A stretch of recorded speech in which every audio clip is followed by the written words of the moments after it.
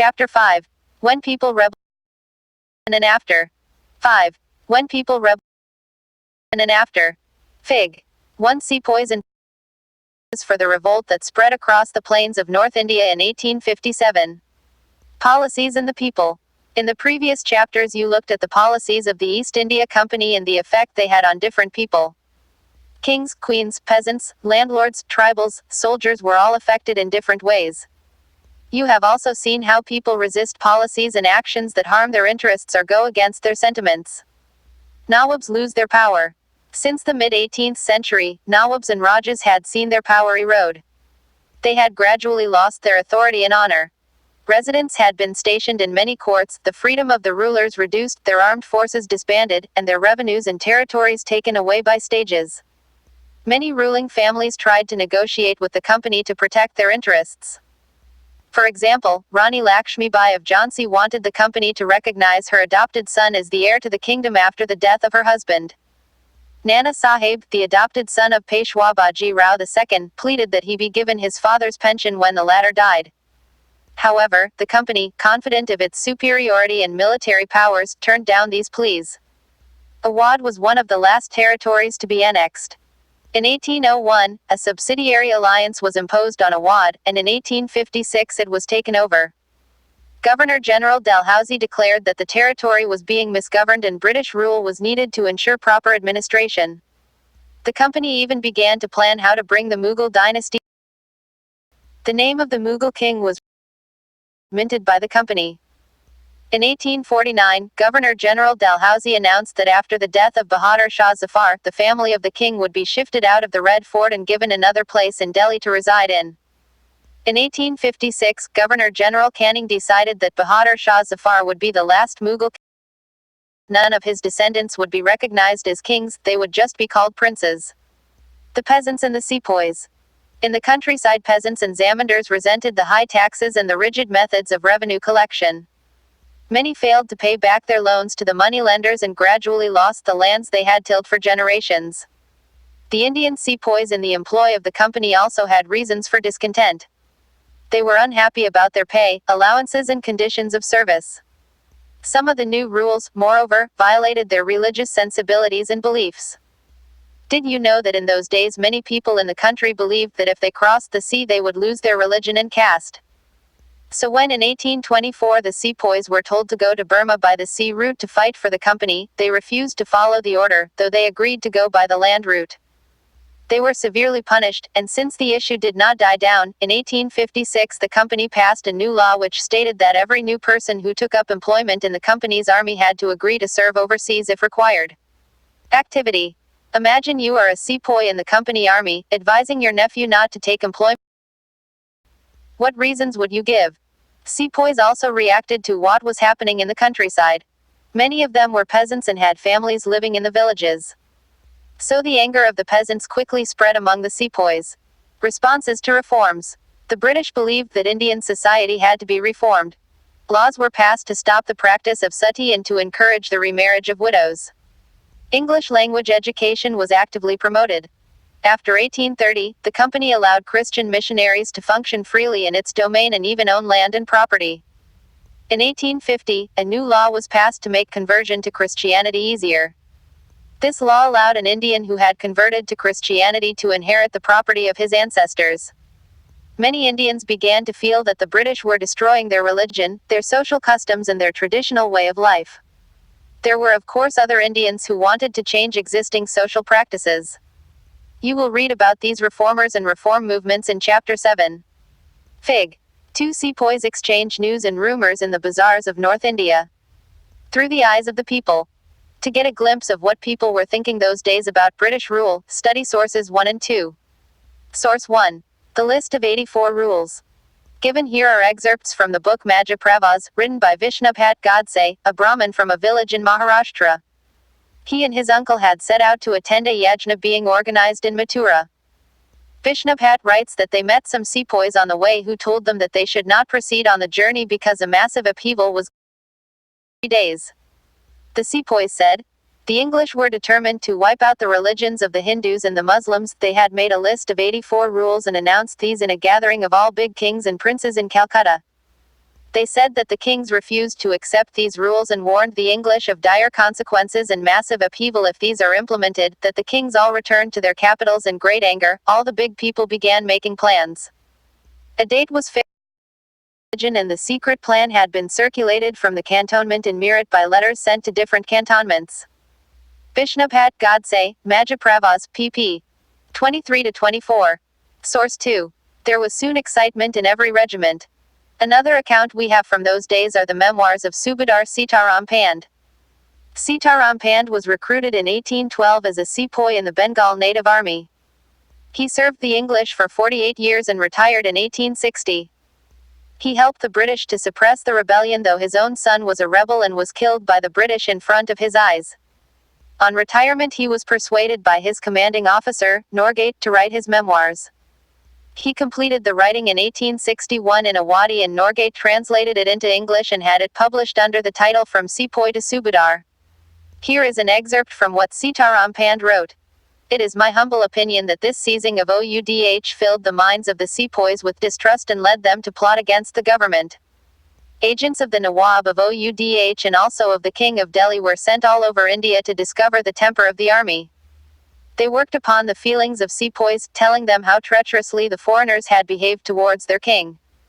They invented 10,000 lies and promises to persuade the soldiers to mutiny and turn against their masters, the English, with the object of restoring the Emperor of Delhi to the throne. They maintained that this was wholly within the army's powers if the soldiers would only act together and do as they were advised. Fig. 3 rebel sepoys at Meerut attack officers, enter their homes and set fire to buildings. It chanced that about this time the Sarkar sent parties of men from each regiment to different garrisons for instructions in the use of the new rifle. These men performed the new drill for some time until a report got about by some means or the other that the cartridges used for these new rifles were greased with the fat of cows and pigs. The men from our regiment wrote to others in the regiment telling them about this, and there was soon excitement in every regiment. Some men pointed out that in 40 years' service nothing had ever been done by the Sarkar to insult their religion, but as I have already mentioned, the sepoys' minds had been inflamed by the seizure of Oudh. Interested parties were quick to point out that the great aim of the English was to turn us all into Christians, and they had therefore introduced the cartridge in order to bring this about, since both Mohammedans and Hindus would be defiled by using it.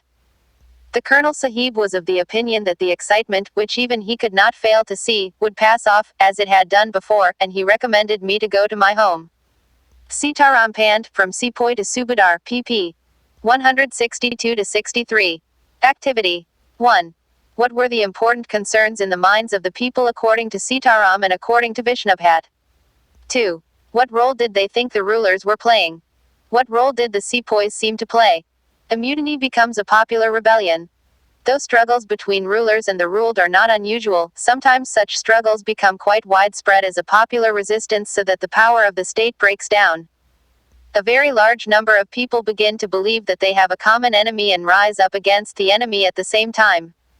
For such a situation to develop, people have to organize, communicate, take initiative, and display the confidence to turn the situation around. Such a situation developed in the northern parts of India in 1857. After 100 years of conquest and administration, the English East India Company faced a massive rebellion that started in May 1857 and threatened the company's very presence in India. Sepoys mutinied in several places beginning from Meerut, and a large number of people from different sections of society rose up in rebellion. Some regard it as the biggest armed resistance to colonialism in the 19th century anywhere in the world. Mutiny, when soldiers as a group disobey their officers in the army. Fig. 4. The battle in the cavalry lines.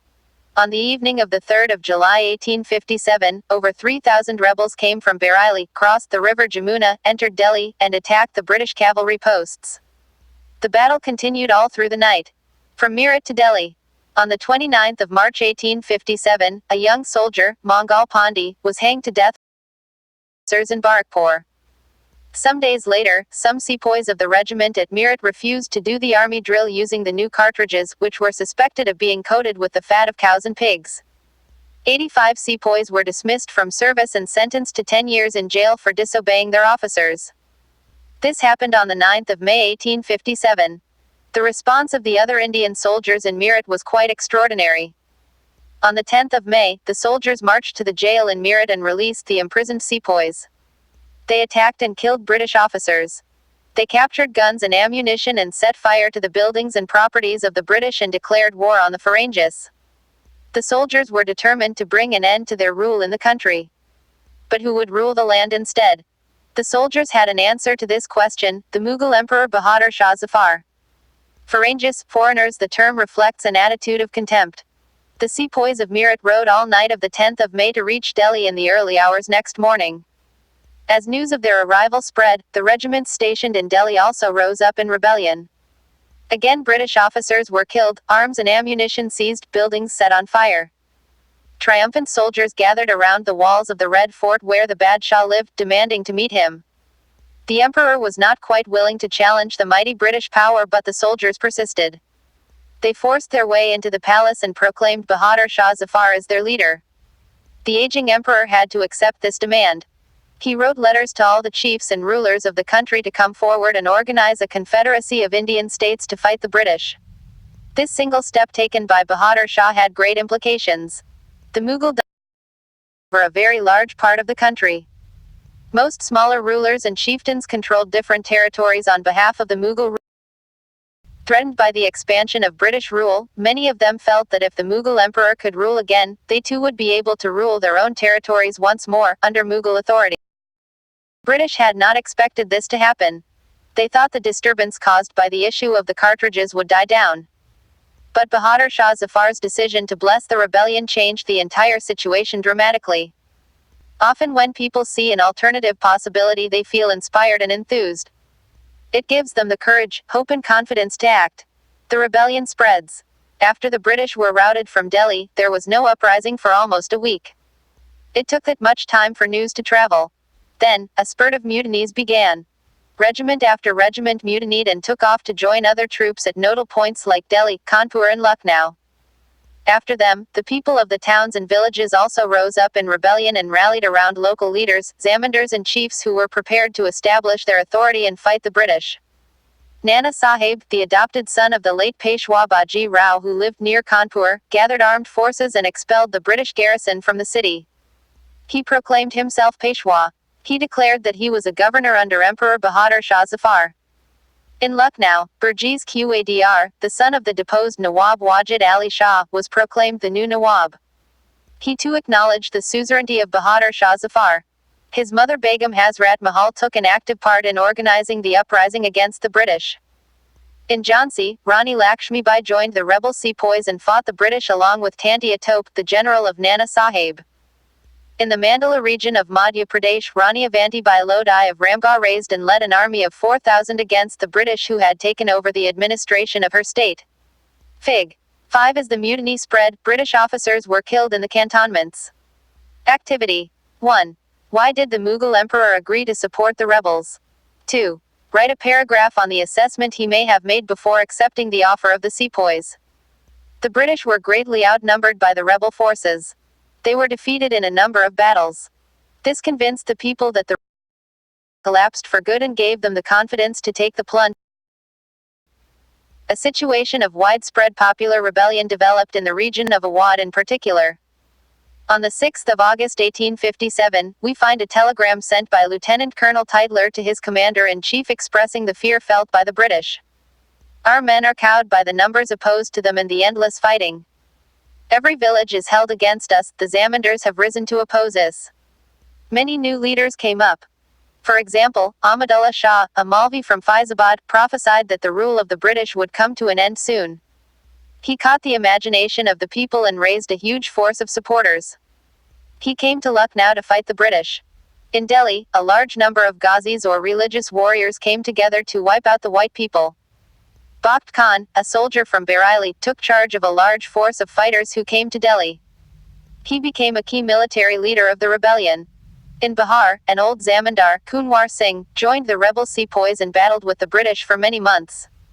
Leaders and fighters from across the land joined the fight. The company fights back. Unnerved by the scale of the upheaval, the company decided to repress the revolt with all its might. It brought reinforcements from England, passed new laws so that the rebels could be convicted with ease, and then moved into the storm centers of the revolt. Delhi was recaptured from the rebel forces in September 1857. The last Mughal Zafar was tried in court and sentenced to life imprisonment. He and his wife Begum Zinat Mahal were sent to prison in Rangoon in October 1858. Bahadur Shah Zafar died in the Rangoon jail in November 1862. Fig. 6 British forces attacked the rebels who had occupied the Red Fort, on the right, and Salamgah Fort in Delhi, on the left. The recapture of Delhi, however, did not mean that the rebellion died down after that. People continued to resist and battle the British. The British had to fight for 2 years to suppress the massive forces of popular rebellion. Fig. 7 The siege train reaches Delhi. The British forces initially found it difficult to break through the heavy fortification in Delhi. On the 3rd of September 1857 reinforcements arrived, a 7-mile-long siege train comprising cartloads of cannons and ammunition pulled by elephants. Lucknow was taken in March 1858.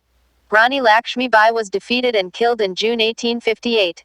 A similar fate awaited Rani Avanti Bai, who after initial victory in Kerry, chose to embrace death when surrounded by the British on all sides. Tantia Tope escaped to the jungles of central India and continued to fight a guerrilla war with the support of many tribal and peasant leaders. He was captured, tried and killed in April 1859. Just as victories against the British had earlier encouraged rebellion, the defeat of rebel forces encouraged desertions. The British also tried their best to win back the loyalty of the people. They announced rewards for loyal landholders would be allowed to continue to enjoy traditional rights over their lands. Those who had rebelled were told that if they submitted to the British, and if they had not killed any white people, they would remain safe and their rights and claims to land would not be denied. Nevertheless, hundreds of sepoys, rebels, nawabs and rajas were tried and hanged. Activity. Make a list of places where the uprising took place in May, June and July 1857. Fig. 8 British troops blow up Kashmir Gate to enter Delhi. Aftermath. The British had regained control of the country by the end of 1859, but they could not carry on ruling the land with the same policies anymore. Fig. 9 British forces capture the rebels near Kanpur. Notice the way the artist shows the British soldiers valiantly advancing on the rebel forces. Given below are the important changes that were introduced by the British. 1. The British Parliament passed a new act in 1858 and transferred the powers of the East India Company to the British Crown in order to ensure a more responsible management of Indian affairs. A member of the British Cabinet was appointed Secretary of State for India and made responsible for all matters related to the governance of India. He was given a council to advise him, called the India Council. The Governor-General of India was given the title of Viceroy, that is, a personal representative of the Crown. Through these measures the British government accepted direct responsibility for ruling India. 2. All ruling chiefs of the country were assured that their territory would never be annexed in future. They were allowed to pass on their kingdoms to their heirs, including adopted sons. However, they were made to acknowledge the British Queen as their sovereign paramount. Thus the Indian rulers were to hold their kingdoms as subordinates of the British Crown. 3. It was decided that the proportion of Indian soldiers in the army would be reduced and the number of European soldiers would be increased. It was also decided that instead of recruiting soldiers from Awadh, Bihar, Central India and South India, more soldiers would be recruited from among the Gurkhas, Sikhs and Pathans. 4. The land and property of Muslims was confiscated on a large scale and they were treated with suspicion and hostility. The British believed that they were responsible for the rebellion in a big way. 5. The British decided to respect the customary religious and social practices of the people in India. 6. Policies were made to protect landlords and zamindars and give them security of rights over their lands. Thus a new phase of history began after 1857. Fig. 10 Some important centers of the revolt in North India. Elsewhere. For a heavenly kingdom of great peace. Fig. 11 Taiping army meeting their leader. While the revolt was spreading in India in 1857, a massive popular uprising was raging in the southern parts of China. It had started in 1850 and could be suppressed only by the mid-1860s. Thousands of laboring, poor people were left to fight for the establishment of the heavenly kingdom of great peace. This was known as the Taiping Rebellion. Hong Xiuquan was a convert to Christianity and was against the traditional religions practiced in China such as Confucianism and Buddhism. The rebels of Taiping wanted to establish a kingdom where a form of Christianity was practiced, where no one held any private property, where there was no difference between social classes and between men and women, where consumption of opium, tobacco, alcohol, and activities like gambling, prostitution, slavery, were prohibited. The British and French armed forces operating in China helped the emperor of the Qing dynasty to put down the Taiping Rebellion. Let's imagine. Imagine you are a British officer in Awadh during the rebellion. What would you do to keep your plans of fighting the rebels a top secret? Let's recall. 1. What was the demand of Rani Lakshmi Bai of Jhansi that was refused by the British? 2. What did the British do to protect the interests of those who converted to Christianity? 3. What objections did the sepoys have to the new cartridges that they were asked to use? 4. How did the last Mughal emperor of his life? Let's discuss. 5. What could be the reasons for the confidence of the British rulers about their position in India before May 1857? 6. What impact did Bahadur Shah Zafar's support to the rebellion have on the people in the ruling families? 7. How did the British succeed in securing the submission of the rebel landowners of Awadh? 8. In what ways did the British change their policies as a result of the rebellion of 1857? Let's do. 9. Find out stories and songs remembered by people in your area or your family about Sant Satavan Ki Ladai. What memories do people cherish about the Great Uprising? 10. Find out more about Rani Lakshmi Bai of Jhansi. In what ways would she have been an unusual woman for her times? Fig. 12 Ruins of the Residency in Lucknow. In June 1857, the rebel forces began the siege of the Residency.